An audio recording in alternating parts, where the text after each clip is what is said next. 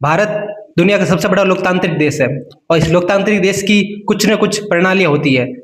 भारत देश की भी कुछ लोकतांत्रिक प्रणालियाँ हैं, उसमें एक संसद है। संसद में विभिन्न राज्यों के लोग अपना प्रतिनिधित्व करते हैं।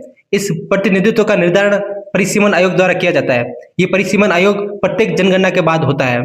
आज हम इसकी चर्चा इसलिए कर रहे हैं क्योंकि जब हम चर्चा कर रहे हैं तब हमारे देश की संसद में परिसीमन बिल पेश किया गया है। यह परिसीमन बिल 2011 की जनगणना के आधार पर लोकसभा और राज्य की विधानसभाओं की सीटों का निर्धारण करेंगे। तो मैं किशन गहलोत आपका डिस्कशन डेस्क के पहले एपिसोड में हार्दिक स्वागत करता हूँ। आज मेरे साथ गौरव सर है जो पॉलिटी की एक्सपर्ट है और डिस्कशन करेंगे हमारे साथ परिसीमन आयोग के बारे में। सर मैं आपका हार्दिक स्वागत करता हूँ। जी बिल्कुल, आपके दर्शकों को बहुत बहुत धन्यवाद। सर बताइए सर कि जो परिसीमन मोटा मोटा होता क्या है? परिसीमन का मतलब होता है सीमाओं का निर्धारण, निर्वाचन क्षेत्रों को डिसाइड करना, जो कॉन्स्टिट्यूएंट सीट्स होती हैं उनको डिसाइड करना। तो परिसीमन एक ऐसी रीति और एक ऐसा रिवाज है जिसमें लोकतांत्रिक पद्धति के तहत राष्ट्रीय जनगणना नीति के आधार पर निर्वाचन क्षेत्रों का निर्धारण किया जाता है।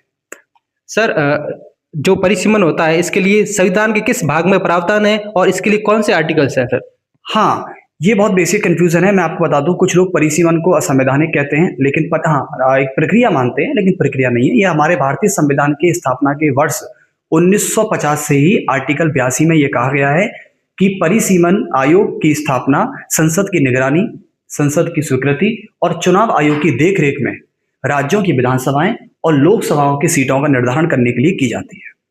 सर इसके लिए आर्टिकल कौन सा सर? लोकसभा की सीटों के लिए कौन सा आर्टिकल है और राज्य की विधानसभाओं के निर्धारण के लिए सीटों के निर्धारण के लिए कौन सा आर्टिकल है सर? जी, हमारे भारतीय संविधान में अनुच्छेद 82 तो लोकसभा की सीटों का निर्धारण करता है परिसीमन आयोग के तहत, और अनुच्छेद 170 राज्य की विधानसभाओं की सीटों का निर्धारण करता है परिसीमन के तहत। सर ये बताइए सर, अभी तक भारत में लोकसभा की सीटों के निर्धारण के लिए कितने परिसीमन आयोग का गठन हुआ है सर? जी, अभी तक हमारे भारत में देखें संविधान के लागू होने से लेकर 2026 तक 4 परिसीमन आयोग का पूर्णतः गठन किया जा चुका है, जो कि सफल रहा है। सर आप फर्स्ट परिसीमन आयोग के बारे में बताइए कि सर इसके अध्यक्ष कौन थे सर? हमारे पहले परिसीमन आयोग का गठन भारतीय संविधान के लागू होने के ठीक 2 वर्षों के बाद हमारे भारत के लोकतांत्रिक पद्धति के तहत पहले लोकसभा जब चुनाव हुए थे तब उस समय पहला परिसीमन आयोग गठित किया गया था और भारत के प्रधानमंत्री पंडित जवाहरलाल नेहरू की सरकार में हुआ था। उस समय परिसीमन आयोग के जो पहले अध्यक्ष थे उनका नाम था एन चंद्रशेखर राव, जो कि सीजीआई थे फॉर्मर। मैं अपने स्टूडेंट को बता देना चाहता हूं कि अभी तक भारत में 4 परिसीमन आयोग का गठन हुआ है, 1952, 1962, 1972 और 2002। 1972 के जब परिसीमन आयोग का गठन हुआ था तब उसने निर्णय लिया था कि हम 2001 तक लोकसभा की सीटों को फ्रीज कर देंगे। तब 543 सीटें थी और फिर 2002 में वापस परिसीमन आयोग का गठन किया गया और 25 साल यानी 2026 तक सीटों का फ्रीज कर दिया गया था। सर ये बताइए सर, हाँ कि सर जो परिसीमन से रिलेटेड एक वाद भी है, और क्या अपन ये कह सकते हैं कि जो परिसीमन आयोग का जो निर्णय होता है उसकी जो रिपोर्ट होती है क्या उसका जुडिशियल रिव्यू हो सकता है? हाँ, किशन जी बड़ा एकदम बहुत फनी क्वेश्चन भी माना जाता है कि क्या हम परिसीमन के आदेशों को सुप्रीम कोर्ट में चुनौती दे सकते हैं। पहली बात मैं आपको बता दूं सभी दर्शकों को कि परिसीमन जो आयोग है, जब इसका आदेश पारित किया जाता है तो इसको सुप्रीम कोर्ट में चुनौती नहीं दी जा सकती।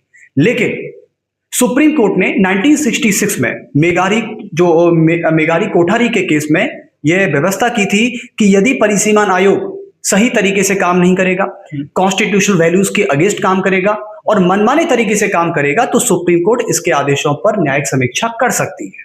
ठीक जी सर, हमारे स्टूडेंट को थोड़ा सा ये भी बता दीजिए सर, ये जुडिशियल रिव्यू क्या होता है, छोटा सा बता दीजिए। देखो बच्चों, मैं आपको बताऊं, रिव्यू का मतलब होता है कि जो चीज गलत है या तो उसको खत्म कर देना या उसको सही करना। तो हमारे भारत के सर्वोच्च न्यायालय के पास अधिकार है कि वो केंद्र सरकार द्वारा और राज्य सरकार द्वारा लिए गए किसी ऐसे फैसले जो संविधान के खिलाफ है उसको रद्द कर सके। इसके लिए सर आर्टिकल कौन सा है? इसके लिए आर्टिकल मैं आपको बताऊं, हमारे भारतीय संविधान के अनुच्छेद 13 में, अनुच्छेद 226 में और अनुच्छेद 32 में, जिसे संवैधानिक उपचारों का अधिकार कहते हैं और डॉक्टर BR अम्बेडकर इसको संविधान की आत्मा भी कहते हैं। ठीक सर, अभी जो आज संसद में बिल पेश हुआ है सर परिसीमन अधिनियम का, परिसीमन आयोग का गठन करने के लिए जो बिल आज पेश हुआ सर अभी अगर परिसीमन बिल 2011 की जनगणना के आधार पर लागू होता है तो सर क्या बदलाव आने वाला है, कितनी लोकसभा की सीटें बढ़ने वाली है सर? देखिए, अब 2011 की जनगणना के अनुसार देखें तो भारत की जनसंख्या लगभग करोड़ों से पार हो चुकी है। लगभग 130 करोड़ मान सकते हैं, 135 करोड़ मान सकते हैं। तो हम ये कह सकते हैं कि 2011 की जनगणना के अनुसार ये सरकार परिसीमन आयोग के तहत ये पूरा इरादा कर चुकी है कि जैसे हम यूपी की बात करते हैं, यूपी में अभी लोकसभा की 80 सीटें हैं। 80 से ये बढ़कर 124 और 125 के लगभग होने वाली है। और यूपी पूरे भारत का सर्वाधिक जनसंख्या वाला राज्य भी है। दूसरी हम बात करते हैं, जैसे हम बात करें यूपी के अलावा राजस्थान की, ठीक है, अभी राजस्थान में लोकसभा की सीटें हैं 25, कितनी है 25। यहां से बढ़ने का अनुमान हो सकता है, लेकिन अभी हम ये फिक्स नहीं कह सकते कि इतना नंबर होगा। लेकिन लोकसभा की टोटल सीटें मैं आपको बता दूं, बहुत इंटरेस्टिंग फैक्ट है, 543 से बढ़कर 850 होने वाली है।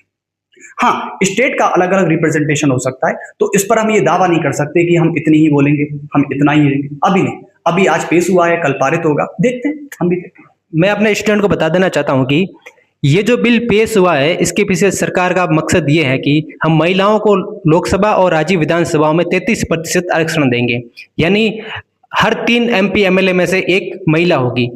तो सर ये बताइए सर, ये जो बिल आया है, इस बिल से समाज में क्या परिवर्तन होने वाला है, देश की ढांचे में क्या परिवर्तन होने वाला है? एक मुद्दा ये भी चल रहा है कि उत्तर भारत में जनसंख्या ज्यादा बढ़ रही है और दक्षिण भारत ने अपनी जनसंख्या को कंट्रोल में रखा है, तो इस मुद्दे को किस तरीके से देखा जाएगा सर?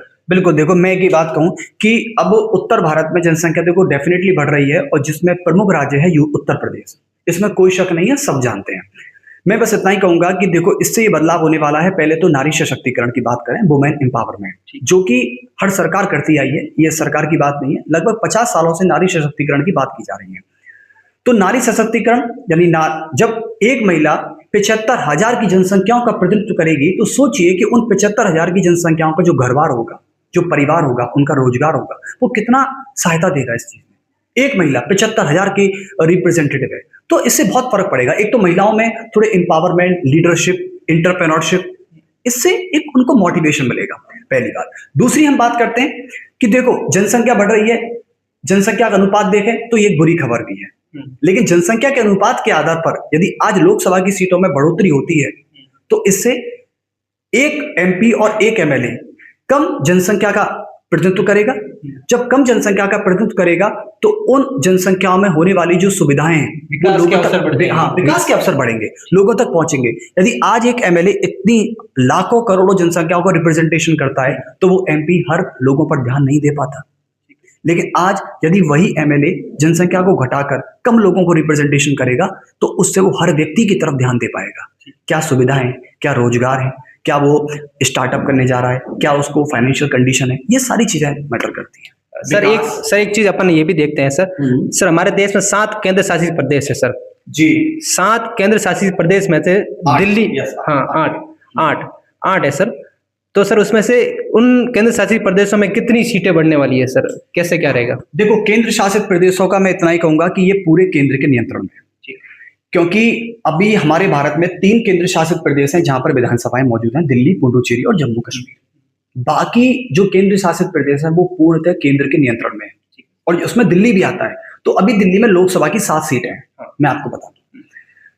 तो 7 से बढ़कर ज्यादा अनुमानित नहीं कहूंगा, 2 से 3 सीटें बढ़ने का दिल्ली में अनुमान है। 2 से 3 सीटें, इतना फर्क नहीं पड़ेगा। मैं इतना कह सकता हूं कि ऐसा नहीं कि 25 से 30 हो जाएगा, लेकिन ये पूर्णतः केंद्र के नियंत्रण में, मैं इतना ही।